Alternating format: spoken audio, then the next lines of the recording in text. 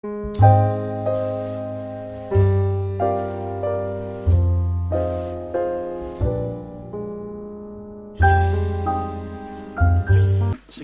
project funding, the acceptance of the grant.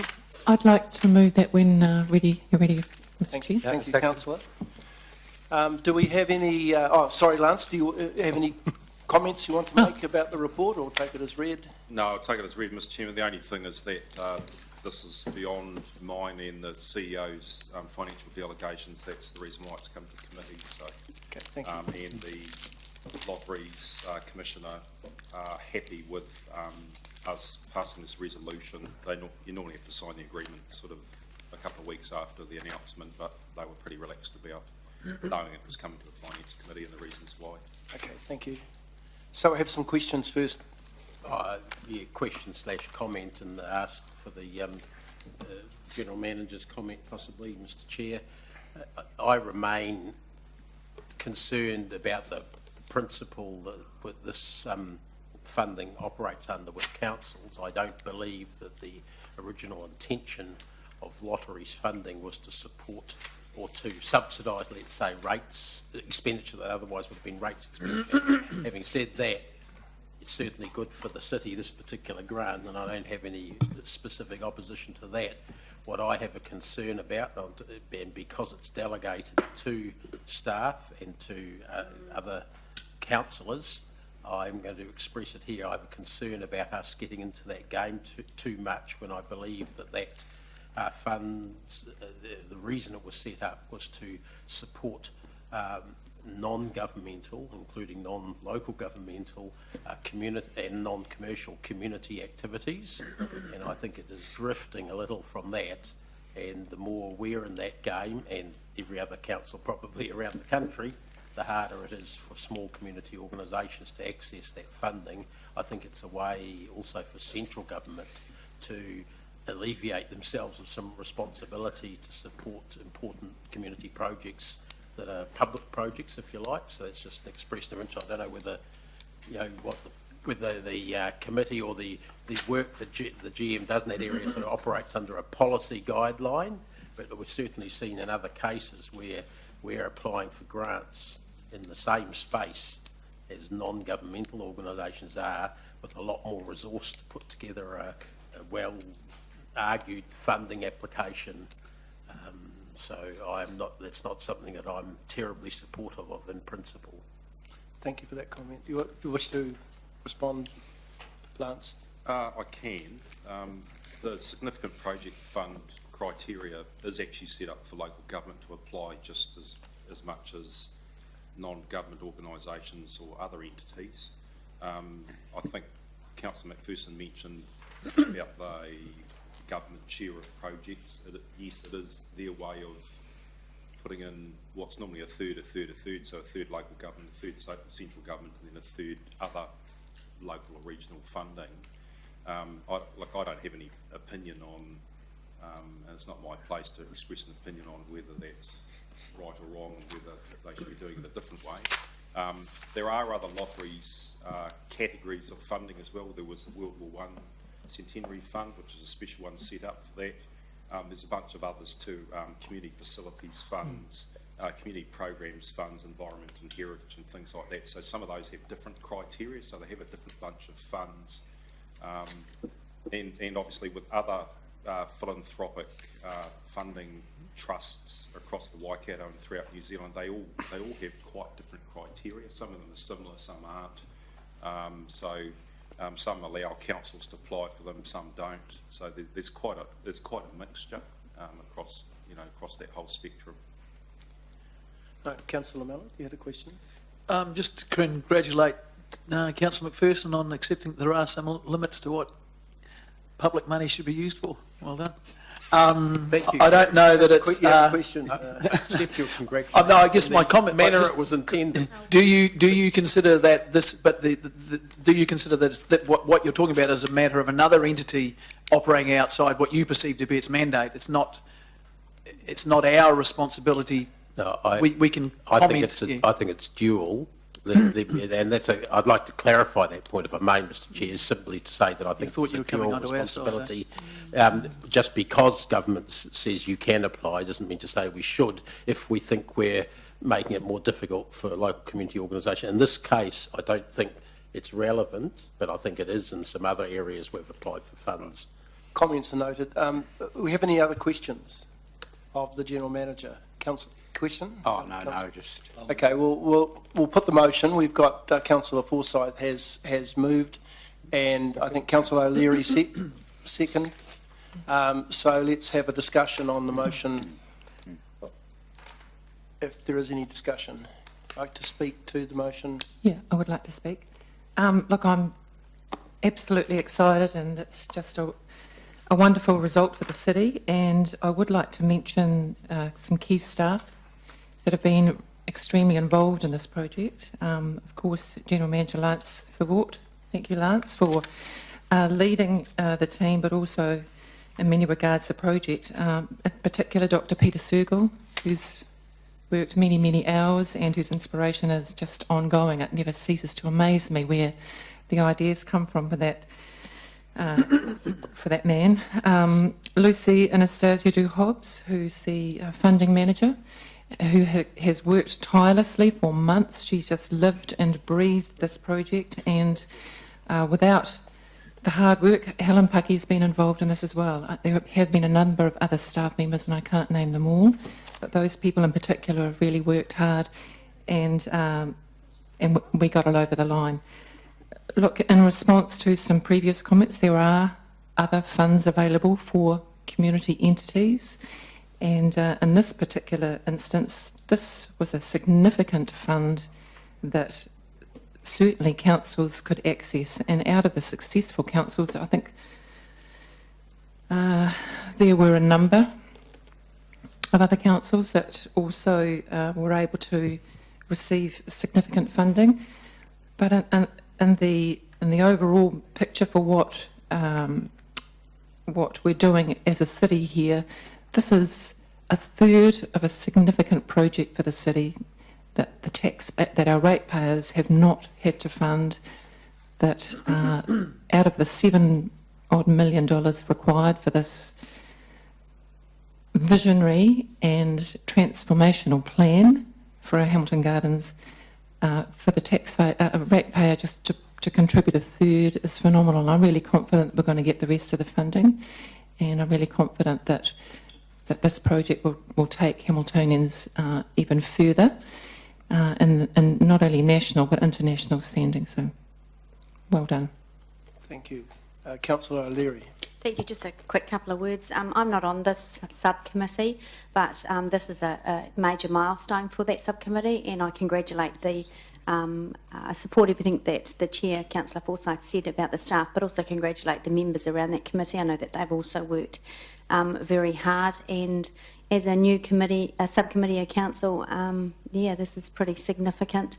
And of course, we also heard today that the Braithwaite family have also contributed $100,000 to the Hamilton Gardens. So, you know, the community are getting right in behind this, and it's a significant project and a significant turning point. So, congratulations to the members of the subcommittee. Councillor Gallagher.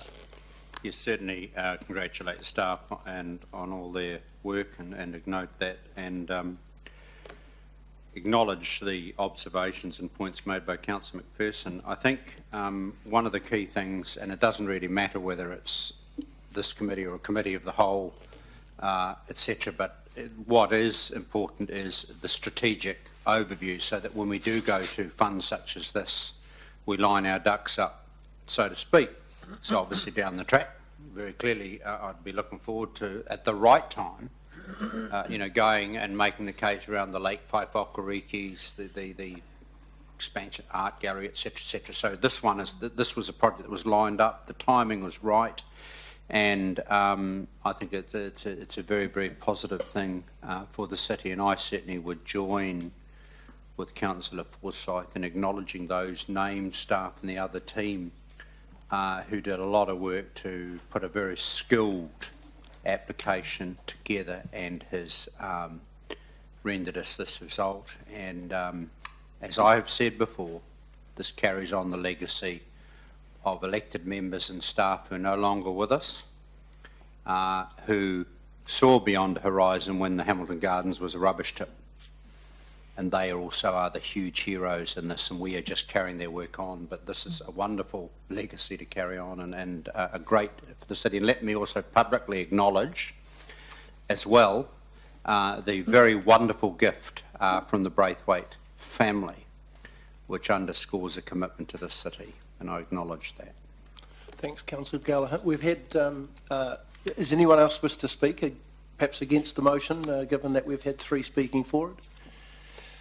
All right, well, we'll go to the board. Well, those in favour, please say aye. Aye. Against? Carried. Thank you. Thanks, Lance.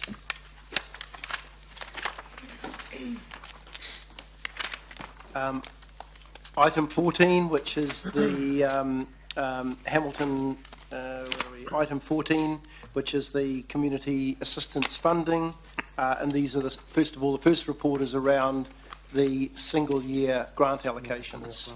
I'll move. Thank you. I have a seconder. Thank you, Councillor Phillip. Are there any questions before we put the motion? Any questions? A question? Yes, page 153, number 29, Waikato Muslim Association. What is Walma Youth NL?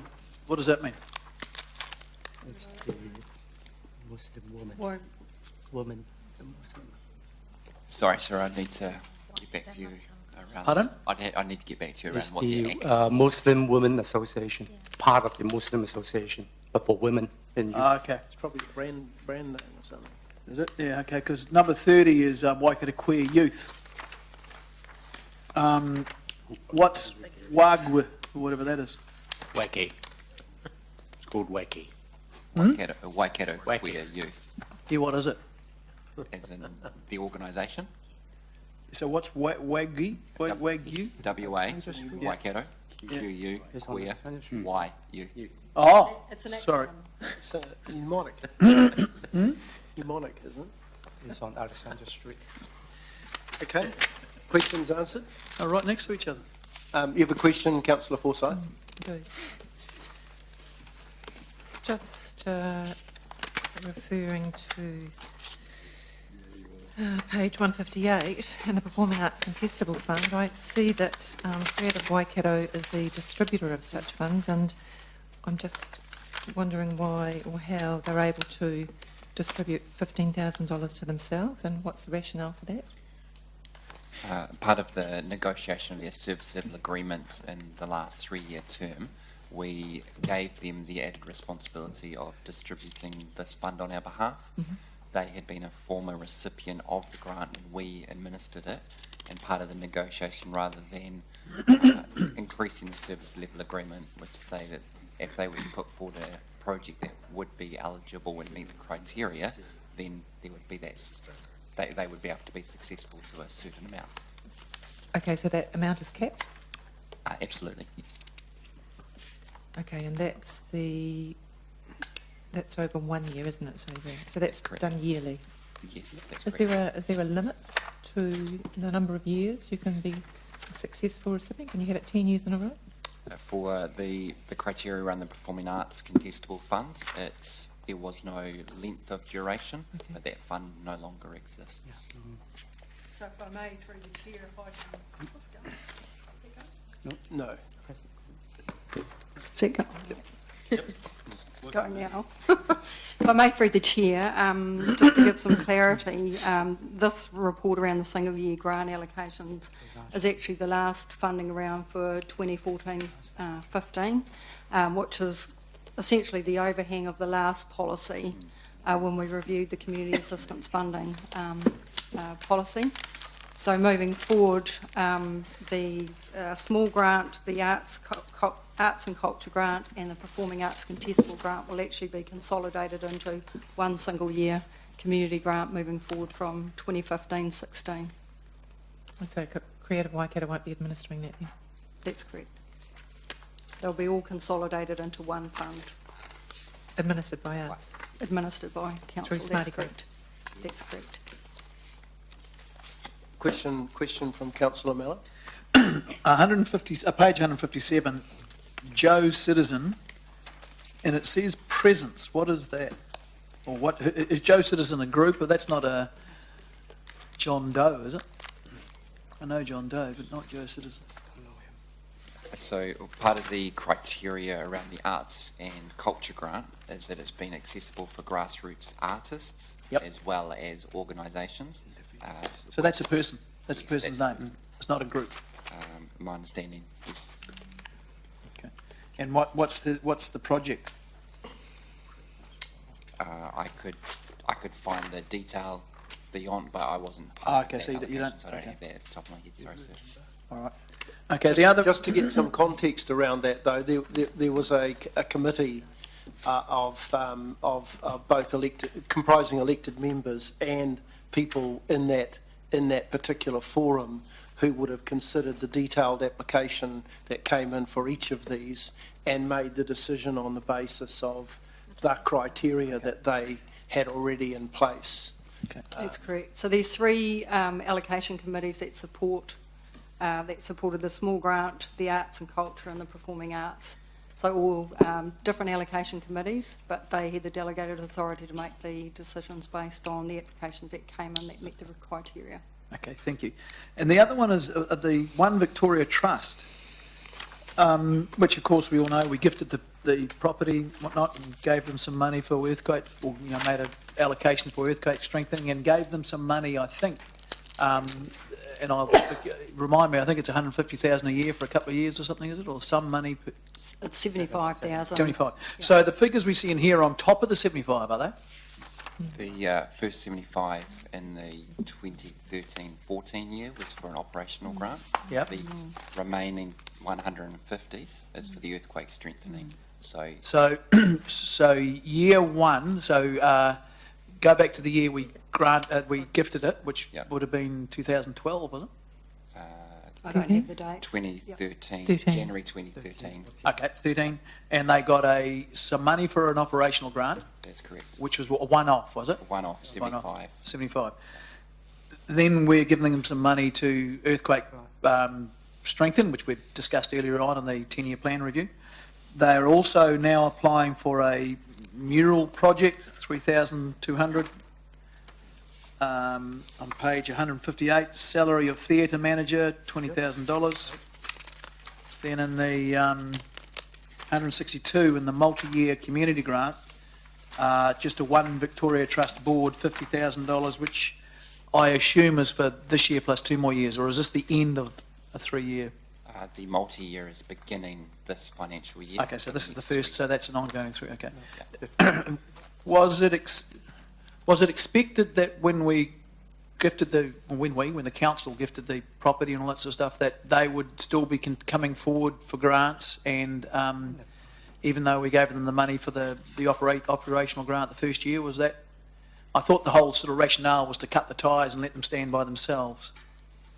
If I may, through the chair, the contestable grant is open to any organisation that's eligible to apply. So if they apply and they meet the criteria, and the allocation committee grant the funding, then they've met the criteria. And they obviously meet the criteria. That's correct. Okay. No, councillor King. Yeah, Councillor Pascoe, I think you were involved in the One Victoria Trust. I understand that they were getting grants like this right from the start. They haven't just started now. Oh, yeah, but my understanding is I thought some of the rationale for that was, you know, cutting the ties and, okay, guys, go and stand by yourself, but... But even then, right from word go, they were getting grants as well, and they have all from my, I guess I just... from my recollection, they have all the way through, on top of the 150, on top of the earthquake strengthening.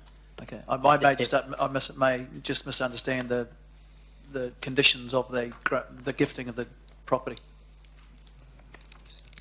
Were you looking for an answer from me? No, Had they applied in earlier years for single-year grants? Well, Is that- from my memory, they always had been getting grants on top of everything, as a big charitable organisation, others have as well. And it's not something new, it's something that's rolled through. I mean, this is new, but if my memory serves me right, they were getting grants from our contestable funds or our funds right from when they first set up. Can you answer? Yeah, that's correct. That's correct. All right, do we have any further questions before, I think Councillor Wilson's motion is put? Councillor Forsyth. Yeah, look, I think it's been asked before. We've been through a whole process, but it does prompt me to ask again, how is it that some organisations triple dip even, double dip and then triple dip, so they're able to receive, I mean, Western Community Association is, what's that? Is that Western Community Centre or is that something different? So, I mean, Western Community Centre, they already get subsidised in other ways, then they're entitled to, well, they've just received $91,000 plus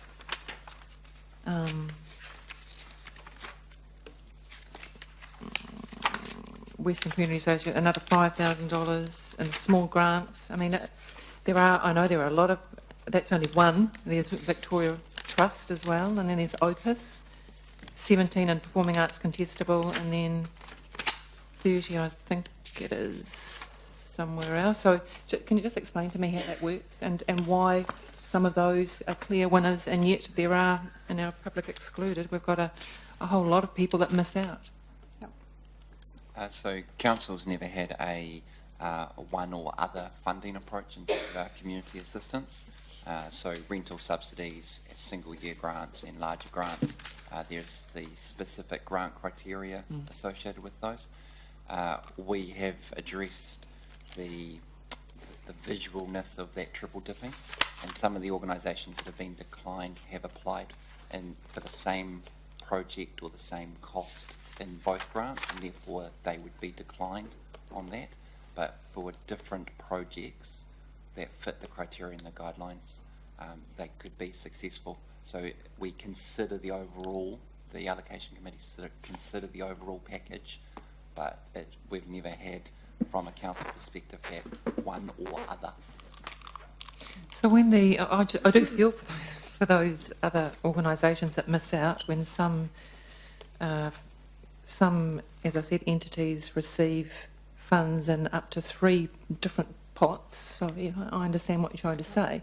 So those, let's say, for example, the one that you've used is where an organisation has applied for in 2 different funding sources for the same project. Is that correct? Yes. Okay. So do they get any feedback to say, well, this is not how it works? You have to make sure that you apply for the right Yes. to be So successful? we have advisors who are available to talk through with applicants prior. We do give all of our applicants success or decline feedback. That's generally a high level decline, but we are available to talk through specifics. And where an organisation has made that type of error, we do work with our community as much as we can to raise their capacity so that they don't get disadvantaged with other funders, because other funders will have a similar approach to the way that they give out their finances. So we don't have any sort of policy that we try and reach as many organisations, or we try and spread across as many entities as possible? It's just whether you fill out the forms correctly. We are proactive in making sure that the community are aware of the opportunity, and we want as many organisations to apply that fit within the criteria and the guidelines. We don't have a set number that will fund X%. We have generally applied a let's fund to succeed model, and therefore people get declined not because of personal reasons, but because there's other factors that will be in, whether they've double dipped or they're financially secure without our fundings, or actually they don't look like they're going to be financially viable when they're coming.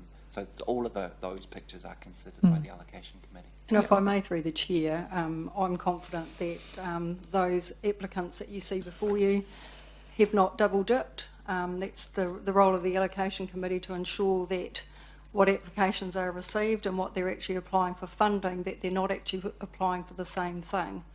across all of the different Yep, okay. funds that we've got. So an organisation can put an application into any one of our funds as long as they're not putting an application in for the same thing that they want funded across all of those 3 funds. So Okay. we're very confident that there is no double dipping with regards to Yeah, look, some of the... my apology, it's probably the wrong terminology. What I'm trying to say is that if there is one entity that is successful in 1, 2, 3 areas of funding, which is pretty generous, it means that we've got a whole list of groups that have missed out on getting anything at all. So I'm just sort of thinking about, I'm not begrudging the groups Yep. that have received funding, but if you receive 3 lots of funding, then there's potentially 2 other entities, community entities out there that have got nothing. And I just think big picture thing, but totally understand what you're saying. But look, I do have one more question. It's around the acquittals, point 29. What happens when acquittals aren't received, or they're not, that they don't meet that part of the? Sorry, Margaret, what page number did you say? It's just about acquittals. What happens when acquittals aren't received by the due date, or they don't deliver the information that's required, So etc.? if I may through the chair, if the acquittals aren't received, it does actually impact on the organisation's ability to apply for any further funding through Hamilton City Council, and that's the standard with any funding organisation. If acquittals aren't received within the time frame or to the standard that's required to meet the funding requirements, then that does actually have an impact on future funding that may be applied for or received from Hamilton City Council or any organisation in that space. And so do we forward fund? Sorry? We forward fund? Yes, we do. Okay, so if they don't give the acquittal back in time, we can't withhold money or ask for it back? We do ask for it back, but Okay. over the time that we've been administering community assistance funding, I think we have only ever asked for the funding back once. Outside of the event sponsorship, which is a tighter criteria. So events that don't happen is quite different from operational grants. But the same principle still applies? That's Yeah. correct. Okay, thank you. Thanks. Thank you. Just one small Yes, question. Councillor Young. Since all the 3 grants, the small grant, arts and culture grant, and the performing arts conceptual fund, is all in the past, That's no more. So the acquittals in February 2016, is it necessary all of them have to reply? Yes, they return will. that? Yep. And would that affect, because these 3 funds no longer exist? So they will apply to the That is small still a grant? reporting requirement of our funding, that we do require the acquittals to still come forward. So If they're not returned, then would that affect their future application with the That's single-year grant? that's correct, yep. Okay. All right, no further questions. Councillor Wilson moved, sorry. I've had my hand up for a while. I have a couple of questions. One of them is similar to the earlier question. I can't remember who raised it about Creative Waikato giving themselves the grant. I actually support Creative Waikato being funded by council for that sort of work, but I think that's the wrong fund for it to have come from. I think that they should have been seeking and getting funds if they were significant priority from the community, from the sort of multi-year one, that sort of group. I struggle to see how they would qualify actually as a performing arts contestable fund.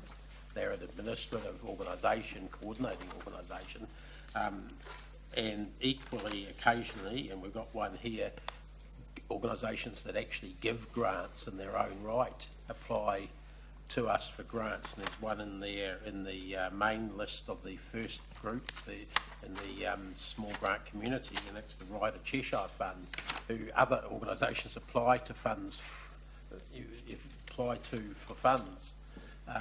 Now, again, nothing opposed to the group or the work they're doing. In fact, very supportive in both cases. But I don't think it's very transparent, and I don't think it's a good look for us to be funding agencies from buckets that of groups that don't have sources of funding themselves like that. So it leaves me uncomfortable for both, slightly different reasons for both of those, and I'm not sure that we have a policy or the opportunity to address the policy that allows that to happen.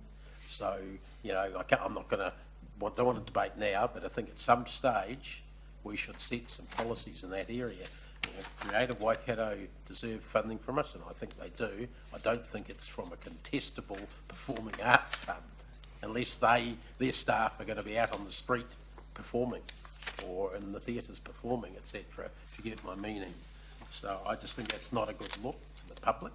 That particular one, and right at Cheshire, why are they asking us for funding when they give funding? When, you know, usually many groups do apply to them for funding.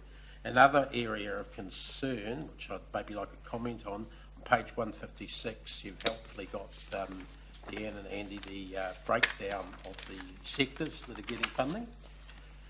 And it's been something that's been raised periodically for as long as I've been on council about the growing numbers of groups that in the past would have received funding from Vote Education or Vote Health coming to the council for funding. I've looked at that list. I don't think there's many Vote Edu, even though you've said education and training, I think they are mostly actually community. There's one or two that Koingaroa that might be able to go to a couple of places for funding, other you know, government departments for funding. But in the health area, I would have thought that most of the health-related groups in here already get some funding from the DHB, and in fact I'm sure that most of them do. I'm not sure whether it's for exactly the same projects, impossible to tell from this, but again that leaves less money for the sort of genuine independent groups that don't have access to government contracts.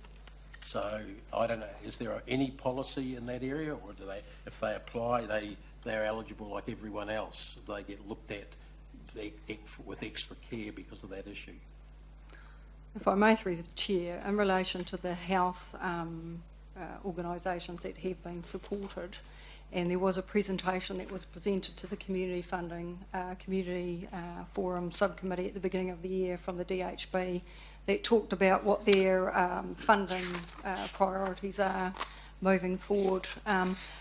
Majority, well, all of those health organisations that sit within that single grant that have been successful are small providers or organisations that don't actually meet the level of criteria for the DHB for funding in terms of services. So they are grassroots, small community-led organisations that are actually providing a good service to the community and in areas where they aren't supported by the DHB. So they have been considered as part of the single year grant, and you know, and I would just reiterate to elected members that this is the last of the part of the single year grants or the small grants for 14-15 under the old policy. So moving forward, that will change.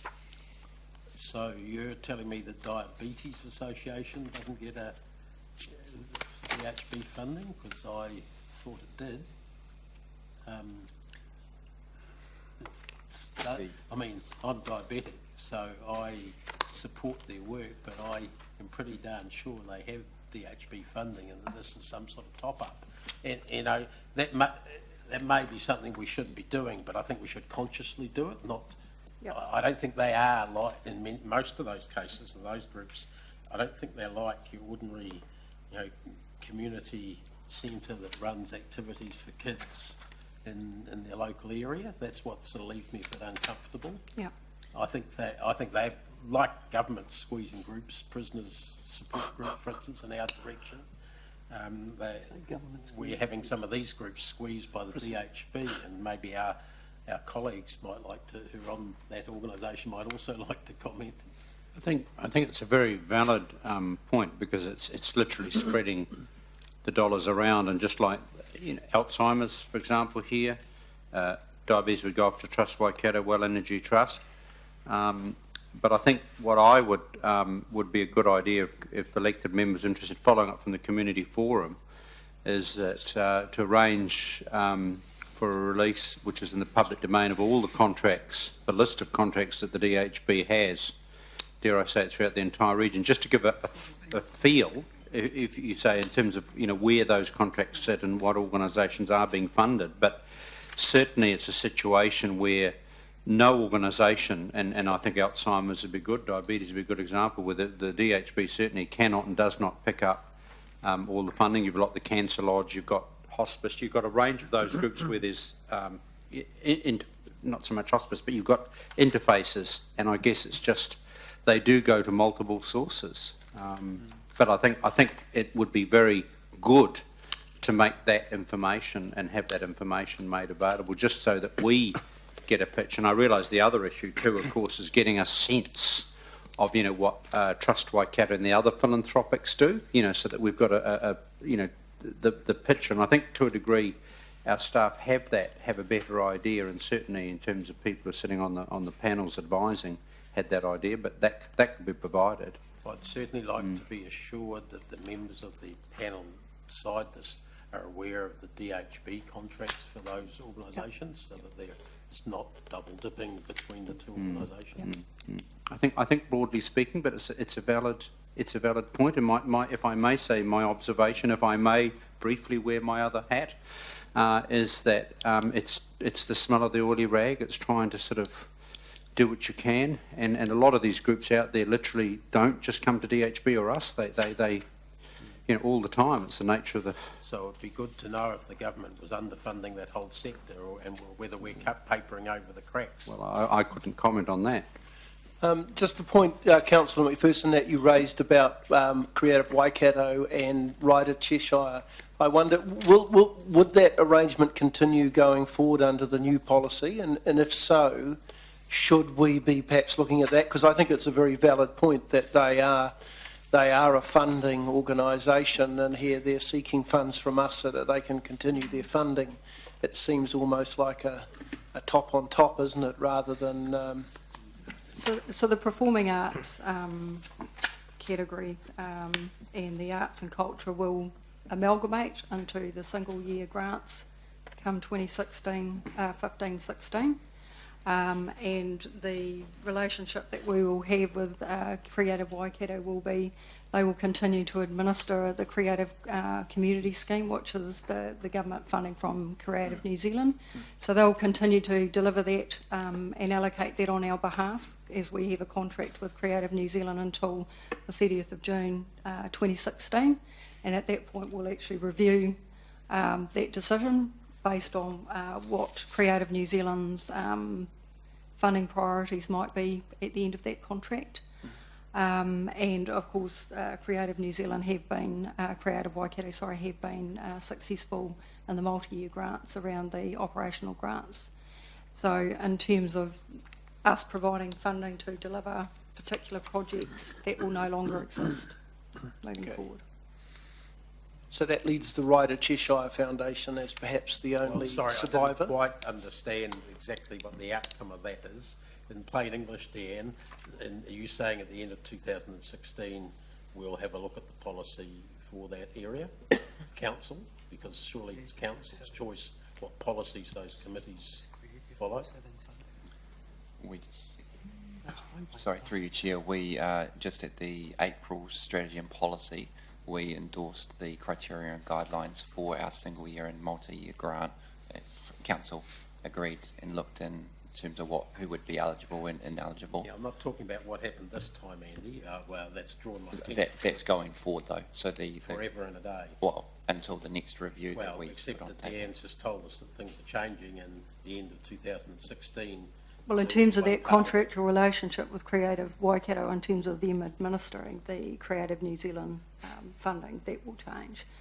But I think, as Andy's alluded, the strategy, we've done a whole review of the Community Assistance Funding Program, which has taken a whole year of work, and we've worked through that with a working group. And in terms of the policy and the criteria and the guidelines that were endorsed back in April, that gives us the process moving forward in terms of managing. I don't think that it was we were alerted to the fact that an organisation that was dishing out the funding was able to give the largest single chunk to themselves. I don't recall that was there. And if I missed it, I'm sorry, but please explain where we were alerted to that particular aspect. Sure, they can apply to this. I mean, the appropriate place for a group like that to apply would be the multi-year funds, where you have contracts for service and so forth. Regarding, sorry, through your chair, Creative Waikato, they do have an exhibition space.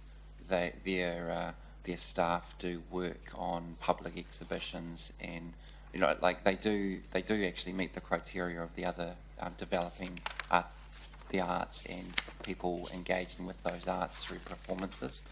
So it's not a grey area Andy, here. we have displays of art here too, and the City Council could apply for it justifiably under what you're saying. And I just think, I'm not accusing anyone of doing anything wrong. I'm talking about what's the fair and transparent way going forward. And I'm suggesting that we have a look at council. I don't actually give a bugger what we've done in the past, in the sense that it's becoming a little bit glaring. If a group is giving money to itself, that's not a good, transparent look for public funding. It's being made a bigger issue than it need be. So just, can we have another look at how we do that, how we support them? Personally, I support them, but not looking like this. And I think there's some other people that have expressed some degree of discomfort with the way that's being handled. Maybe we say, look, of the 200,000 grants you give out, or however much the total is of those 2 grants, we believe that there should be an administration component that you have as of right while you have the contract to do that. There's lots of ways you could do that, but not them deciding to give themselves a grant, or us deciding to give ourselves a grant. Yeah. So if I may, through the chair, and apologies, Councillor McPherson, I think I misunderstood your question. If I may clarify that moving forward, that won't be happening with the consolidation of those 2 grants into the single year grant. There will not be an organisation that would apply to our grants, would be part of that process in terms of allocating funding to themselves. So I can assure you that that will not be continuing from 2015-16 in the financial year. So as I reiterated before, this is an overhang of the last policy, and where this is providing information back to elected members around what has been allocated under those current funds, but moving forward under the new changes to the community assistance policy and the guidelines, it's very clear that there is no single organisation that will be administering funds to themselves that have that ability, as of what Councillor McPherson has highlighted.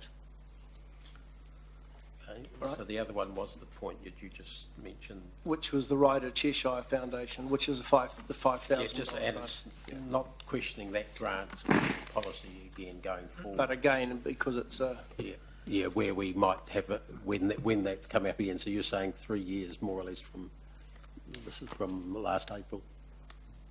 no, it's a single year grant that we're looking at. These single year grants. No, So- I understand the grants are single. I'm talking that you're surely not going to do the policy every year. Oh, no. I wonder if I could just help Councillor McPherson. At agenda setting today, Councillor, we talked about a policy monitoring report, and I have been waiting a long time for that, and we're going to get that. And that will highlight, some of these new policies that we've done, psychoactive, this one, LAP. There's numerous policies where, we have an intended direction of travel when we set that policy out. And then as time goes on, sometimes there are unintended consequences or things that, we can't think of everything. So that body of work will be coming to, or at least start to come to, the next S&P meeting, because I think that's well overdue for elected members. We need to be able to manage and monitor these policies that we put in place for these kinds of things coming out. So that might be of help. Will that have a list of all of our policies, and we can then decide what the priorities are? Not quite sure the form of it yet. The General Manager's going to be working on it, but I'll take that. Could I suggest that Take this that one comment. go onto that list so that it is something that we It's can well review? overdue. Yeah. Yeah. Is that Yes, thank you. happy, Councillor? All right. Further questions? Yeah, just one more, a couple more actually, Mr Chairman. Surf Lifesaving, which part are they funded under? Because I can't see them anywhere in the list. Because they did make an application to us, I think, earlier in the year for funding. Through you, Chair, Surf Life Saving have traditionally submitted to Council as part of the annual plan and 10-year plan process, and they're not part of our contestable grant process. And when I look as to what the Western Community Centre has received, and I look as to what the Puketi Neighbourhood House and Glenview community, why has there been such a decrease, for example, in the Puketi Neighbourhood House? I think they were getting somewhere around. That's another report. Sorry, have we got on to that yet? Yeah. It's the next Oh, it's the next one, is it? That's in, Yeah, that's that's not- the multi, shall we leave that one till we come across Okay. the multi-year? Oh, okay. All right, further Not questions? just the time. If my memory serves me right, and it's getting a little bit older, Councillor Wilson moved, Seems a lifetime ago now. it does, a lifetime ago. Planes have gone up and landed since. Okay, but I've forgotten who seconded the motion. Oh, Councillor Young, thank you. So we're ready to vote, but before we vote, is there any debate on the motion? There being none, those in favour, please say aye. Aye. Against, carried. Thank you. So you can stick around now for the multi-year grants, which is item number 15 on the agenda. I'll move again. I'll remember this time. Second again. Councillor Young. Okay, is there any discussion on the are there any questions on the multi-year grant before we put the motion? Maybe I could regurgitate my last one if they can remember what I said. So many combining factors there, sir, in terms of how the figures were attributed in the end, but particularly for Puketi, they run a very successful out-of-school care program in terms of after-school and holiday programs.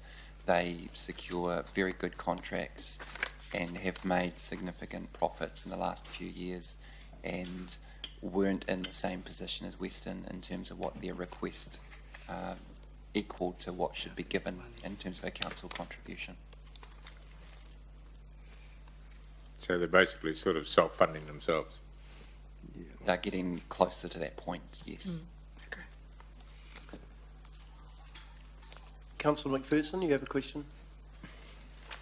Yeah, and it sort of relates to the submission we had from the public earlier, but only in terms of one aspect. And that is our partnerships in a community sense, not in a legal sense. You know, sometimes it might be there as well with the community groups that we've worked with for over a long period, and they fulfil some of our social objectives that might be in our policies or elsewhere, and probably all of these are in some way would fall into that category. I mean, in the past, when we've had contracts with these groups, our staff members, rather than the contestable funding application approach, have gone out to those organisations, arranged meetings between our staff and their staff, their management, and sort of semi-negotiated and then given out the decisions. That's probably putting it in a very loose way, but that's more or less how it's happened. There hasn't been an application process per se, maybe a letter of request, and then there's the discussions to follow, something like that. Was that followed in any way this time with the groups that we regarded as significant community partners? If I may, through the chair, my team have been in constant engagement with those organisations since 2012, when we actually did the first review of the community assistance funding policy, and that was to provide them and actually to alleviate some concerns that they raised back then around the move to a multi-year contestable fund and what impact that would likely have on whether they would even be eligible to apply or would even receive any funding when that new process was actually implemented. So our communication has been ongoing since 2012. Our communication's been consistent. my team has engaged with each of the historical organisations who have been in receipt of our funding for a long period of time to keep them abreast of the review that we undertook in 2014 with the working group. People were aware of the timelines, people were aware of the changes, people were aware of the council endorsement and adoption of the new policy and the guidelines, and my team have kept all of those providers up to date to ensure that at every possible opportunity that they were well informed around all the changes and that they were aware of when the changes were coming into effect, and to ensure that they were communicated around the opening dates of the applications and the closing dates and what the process is to apply. My team were also available to ensure that they were familiar with the use of the online Smarty Grant tool, given that that was the new platform to apply for the funding. So we wanted to ensure that we did alleviate the concerns that a lot of the organisations did highlight very early in the piece when we went through this whole process of reviewing the policy the first time. Did any other groups that we'd had long-standing relationships with fail to apply? This is only the one. No. Thanks. Further questions? Councillor Forsyth? The quantums or the amounts here that have been granted, are they operational projects, hard resources? What are do the funds have to be used for anything in particular, or it's just anything? It's for operational management and implementation of their organisation. So that's wages? Yep. Administration, rental, Okay. all of the operational costs that are Okay, so associated it's with not any projects or business. resources, it's operational? Yep. I do have another question relating to a different area, if I may. Yes. And that's two of the organisations here, significant grant recipients are from Trust Waikato. It's almost in their articles. They set those organisations up, Creative Waikato and Community Waikato. They also set up Sport Waikato as part of a triumvirate who haven't had any from us. I don't know whether they're applied. But do we, when we're looking at those three organisations or anything to do with them, do we have discussions with Trust Waikato since they're like almost subsidiaries of them? As a way of practice, we have regular conversations with the other philanthropic trusts within the city. So we are in conversation with Trust Waikato on a number of points around we didn't share specific details with them, though our allocation committee was made up of members who have extensive awareness of each of these organisations. Okay, well then, would it not be a good idea to specifically with those three, because of their very large amount of funding they get proportionally from Trust Waikato, to be talking with them, given that Trust Waikato set them up because they saw a gap in the community and they saw that there needed to be a coordinating body in those sectors and funded them accordingly. But I would hate to for it to end up with it being seen as the council filling a gap and then they can move on somewhere else and their funding to those organisations diminishing. I mean, I see the amount going to Creative Waikato Trust. I'd support the work they're doing, but I have to wonder, does that take pressure off Trust Waikato to keep its baby going in that area? Creative Waikato is a good example, sir, where we were at the table in the creation of that, and so we were always a part of that funding picture. But not that quantum. Very close to that quantums.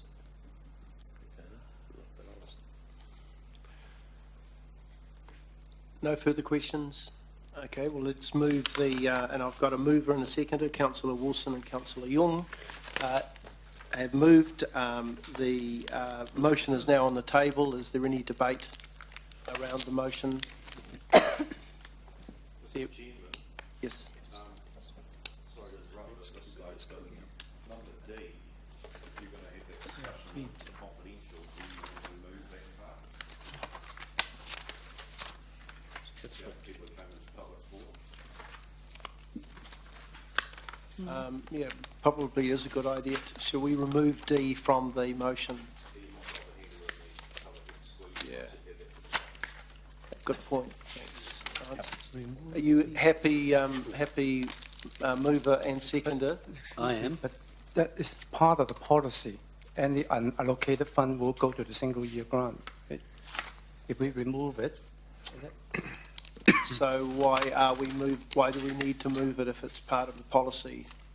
If it's automatic, is it automatic in the policy that it goes? It does state in the policy that any unallocated funding from the multi-year grants can be Can moved. be or is? Or Yeah. is. Yeah, is moved to the single year Is grant. moved to. Yeah. So really it's, all that's being identified here is the amount that's being transferred rather than the signal to move it. Yeah. So we probably don't have any discretion at all around that. So we'll leave D in. But isn't the issue here, Chair, that we've had a request to, for the council to approve a late application? So don't we need to make it, it's not about whether a grant's allocated or not, it's whether we accept a late allocation. And if we did make that decision, then that's relevant, because there may not be anything to transfer over. Yes. Yeah. So I think people are getting sidetracked by what we've been asked to do. And if the policy's in mandatory, the question is have we exhausted that fund yet? Because we haven't yet considered whether we want a late application or not. So how's that going to be managed? Yeah. What order are we doing this in? Because Councillor McPherson raised the issue earlier on today, and his was, it got all a bit muddled up, but what he was asking for is what is the order? Yep. And that was I exactly... didn't get muddled up at all, you were. No, I'm not saying you got muddled up. I think it all got muddled up was what you were actually saying was, and you kept saying it, I'm asking about the order you said, and that's exactly right. It's the order. Because no point in resolving D if we agree to receive a late application, then it's got to go back to the committee that decides all these things, and they can then decide the application, and then it's got to come, I don't know. You were, sorry, you wish. Mr Chair, I want to cut to the chase, which is on the Mayor's point. I'd like to move an amendment to D that the unallocated amount of 32,000 be, for the years listed there, be allocated to age concern. I'd like to move that now as an amendment. Well, I don't know whether this has been moved, but Can someone check whether we can do that or not for the delegation? I'm not sure whether we can do that because Well, we're not can allocated. someone just check that and someone... Procedurally, in terms of procedure, I must advise, with respect to my good colleague, against that procedural course of action. I think it would be appropriate to hold item D over for a later time, because I realise there is some discussion to be had. well, no, I'm doing that as a procedure. That's also a procedural point. I'm moving that now in the public session so that the discussion about it is in public. So if you like, I'm shortcutting the procedural side of that question. You know, I believe we can discuss it now in open. The case has been put in open. The amount of money is known that is potentially available. The proposition by staff is one thing, and the alternative is something that I'd like to move as an amendment. I believe that even though, to the Mayor's question about delegated authority or point, I believe that although Council delegates authority to do something to a certain body, Council itself, or in this case the committee in recommendation to Council, is the higher body and can take the delegation back to itself for any item that it may have given to a lower level group. Yeah, I'm not sure whether the way I read the request from Age Concern is that they're asking us to reverse the decision to decline our late application. They're not asking for us for any allocation of funds. They're simply asking us to reverse the decision of the allocations committee, who presumably and perhaps the two members of the allocation committee. Well, it's a Chicken and egg. it's a hypothetical question because there was no application per se. That doesn't stop Council further considering the issues around the situation with age concern and the delivery and strategy, etc., and I have some views on that. But I personally would not be supporting this particular amendment as it is so written, because I think it would compromise the allocation process and the independence of that allocation process.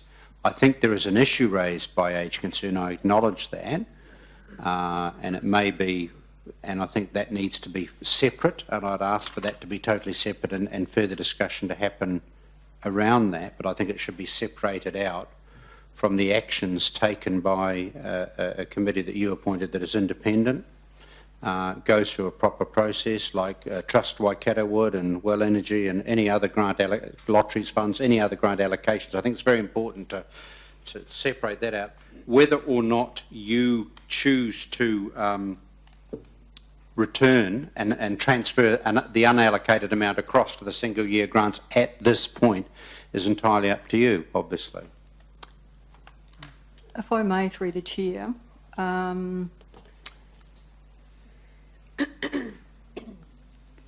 if I may just provide a point of clarity for, we have not received an application from Age Concern. There is not a late application that we received, so we actually have not received any formal application from Age Concern to our multi-year grants. So there would be a level of risk and the compromising of our whole integrity of our community assistance funding program, and any consideration around funding an organisation who essentially has not applied to our fund for funding support does create some risk for the organisation, and it would open up a whole chasm of organisations who were declined through the process in the first instance, who potentially may wish to come through another door to get in front of elected members. Look, for goodness sake, councillors, Can I? look at the diagram on page 164. Look at where the solitary gap is. And it's all very well to talk legalese and hypothetical cases and process. The mistake has been made. We've been asked to redress it. Whether exactly whose fault it was, that's not really the issue, though we can discuss it. But we've been asked to redress the mistake that's obvious on page 164. It's not opening it up to other organisations. There is one organisation. If they have to put in an application in order to secure 32,000, say, I am sure that they would if they were given the permission to. We haven't even given them the permission to. There's only one gap there. There's no other gaps. There's only one group that got a service level agreement from us before that didn't have one now, and they've explained their side of the circumstances about it. So rather than sitting on process and quoting process endlessly, why don't we devise, and I would have hoped staff would have come to us with a way that we could look at it, not asking them to support it or recommend it, but if you wish to do this, this is the way you might do it. I think that would be helpful in the circumstance. And I'd say to Councillor Gallagher, if it means that we have to return or leave the amount in the committee and instruct the committee to look again, to reopen for an application from that one group, let's do that. Let's not sort of sit there and say, process this and process that when it's obvious a mistake's been made. Right, let's take a 10-minute adjournment so that I can talk to democracy about what would be the appropriate steps to take. So if we resume at 20 to 5.